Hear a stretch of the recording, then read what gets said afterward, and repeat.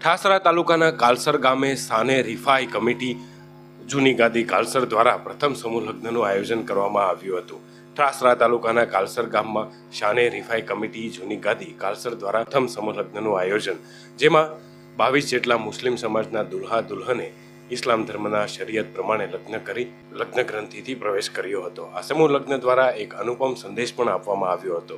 ભારત જેવા બિન સાંપ્રદાયિક દેશમાં ગરીબી એ સૌથી મોટો ધર્મ છે અને આ ધર્મના લોકો 2 ટંકના જમવા માટે પણ ઝઝૂમતા હોય છે. આવા ગરીબ પરિવારના દીકરા દીકરીઓના ઘર સંસાર માંડવાના સપનાઓ પરિપૂર્ણ થતા નથી. દરેક વર્ગના ગરીબ માટે પોતાના સંતાનોના લગ્ન કરાવવા કઠિન હોય છે.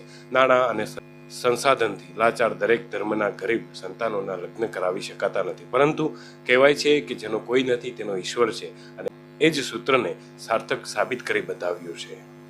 જી, આપનું નામ અને પરિચય? મારું નામ શેખ સાજીદ મિયા યુસુફ મિયા, રહેવાસી કાલસર ગામ.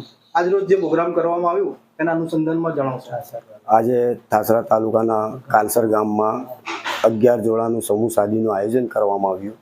એમાં અમારા અતિથિ મહેમાન હજરત સાહેબને અમે ખુશીથી બોલાવી અને અમને માન આપ્યું અને અમારામાં આવીને અમારું સમૂહને એક ઉત્સવ આપ્યો, જેથી અમારા કાલસર ગામમાં એમનું દીદાર બી થયું અને અમને એક એવું અહેસાસ થયું કે અમે આજે સમૂહ શાદીમાં જે ખોટ હશે એ અમે આવતા સમૂહ શાદીમાં પૂરું કરીશું. અને આજે અમારા ગામમાં 11 સમૂહ શાદીમાં જે ઇસ્લામી તરીકે રીતિ રિવાજથી અમે જે સુન્નત અદા કરી છે, 11 દુલ્હા દુલ્હનનું આજે ઇસ્લામી રીતિ રિવાજથી આજે સમૂહ શાદીનું આયોજન થયું, જે અમારી કાલસર ગામની જૂની ગાદી શાને રિફાઈ કમિટીએ આજે જે સમૂહ શાદીનું ભવ્ય આયોજન કર્યું.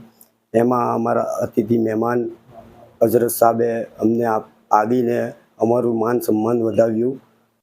આવેલા મહેમાનો, ગામના વડીલો, ગામની કમિટીઓ અને ગામના આગેવાનોએ અમને સાથ સહકાર આપી અમારું માન સન્માન વધાવ્યો. એ બદલ અમે બધા કમિટીવાળા એમનું તહે દિલથી અભિનંદન કરીએ છીએ અને આ સમૂહને સક્સેસ કરવા માટે જેણે અમને બલિદાન આપ્યું એમનું બી અમે અભિનંદન કરીએ છીએ.